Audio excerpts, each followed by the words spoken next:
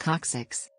The coccyx, PL, coccyges or coccyxes, commonly referred to as the tailbone, is the final segment of the vertebral column in all apes, and analogous structures in certain other mammals such as horses. In tailless primates, for example humans and other great apes, since Nacholapithecus, a Miocene hominoid, the coccyx is the remnant of a vestigial tail. In animals with bony tails, it is known as tailhead or dock, in bird anatomy as tailfan. It comprises 3 to 5 separate or fused coccygeal vertebrae below the sacrum, attached to the sacrum by a fibrocartilaginous joint, the Sacrococcygeal symphysis, which permits limited movement between the sacrum and the coccyx. Structure. The coccyx is formed of either 3, 4 or 5 rudimentary vertebrae. It articulates superiorly with the sacrum. In each of the first 3 segments may be traced a rudimentary body and articular and transverse processes. The last piece, sometimes the third, is a mere nodule of bone.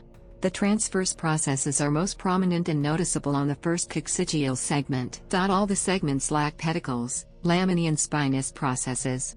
The first is the largest. It resembles the lowest sacral vertebra, and often exists as a separate piece. The remaining ones diminish in size from above downward. Most anatomy books incorrectly state that the coccyx is normally fused in adults.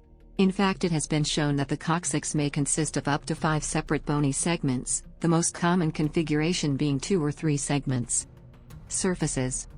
The anterior surface is slightly concave and marked with 3 transverse grooves that indicate the junctions of the different segments. It gives attachment to the anterior sacrococcygeal ligament and the levatorus ani and supports part of the rectum. The posterior surface is convex, marked by transverse grooves similar to those on the anterior surface, and presents on either side a linear row of tubercles, the rudimentary articular processes of the coccygeal vertebrae. Of these, the superior pair are the largest, and are called the coccygeal cornua. They project upward, and articulate with the cornua of the sacrum, and on either side complete the foramen for the transmission of the posterior division of the 5th sacral nerve. Borders.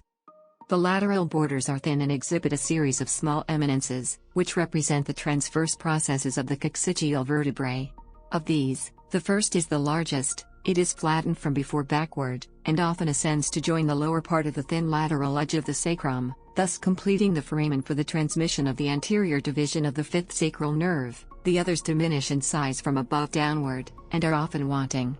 The borders of the coccyx are narrow, and give attachment on either side to the sacrotuberous and sacrospinous ligaments, to the coccyges and levator ani in front of the ligaments, and to the gluteus maximus behind them. Apex. The apex is rounded, and has attached to it the tendon of the external anal sphincter. It may be bifid, divided into 2. Coccygeal fossa.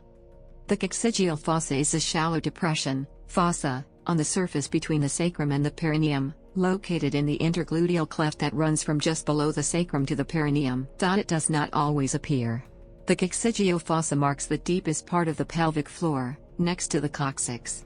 The levator ani ascends from here. Extensor coccyges.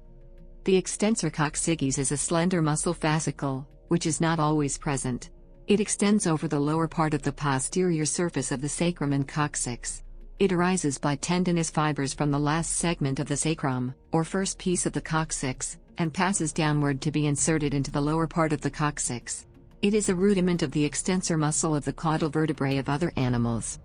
Sacrococcygeal and intercoccygeal joints. The joints are variable and may be 1. Synovial joints, 2. Thin discs of fibrocartilage, 3. Intermediate between these two, 4. Ossified. Attachments. The anterior side of the coccyx has attachments to the levator ani muscle, coccyges, iliococcygeus, and pubococcygeus, and a coccygeal raphe. Attached to the posterior side is the gluteus maximus, which extends the thigh at the hip joint. The ligaments attached to the coccyx include the anterior and posterior sacrococcygeal ligaments, which are the continuations of the anterior and posterior longitudinal ligaments that stretches along the entire spine. The lateral sacrococcygeal ligaments complete the foramina for the last sacral nerve. Some fibers of the sacrospinous and sacrotuberous ligaments, arising from the spine of the ischium and the ischial tuberosity respectively, also attach to the coccyx. An extension of the pia mater, the filum terminale, extends from the apex of the conus, and inserts on the coccyx. Function.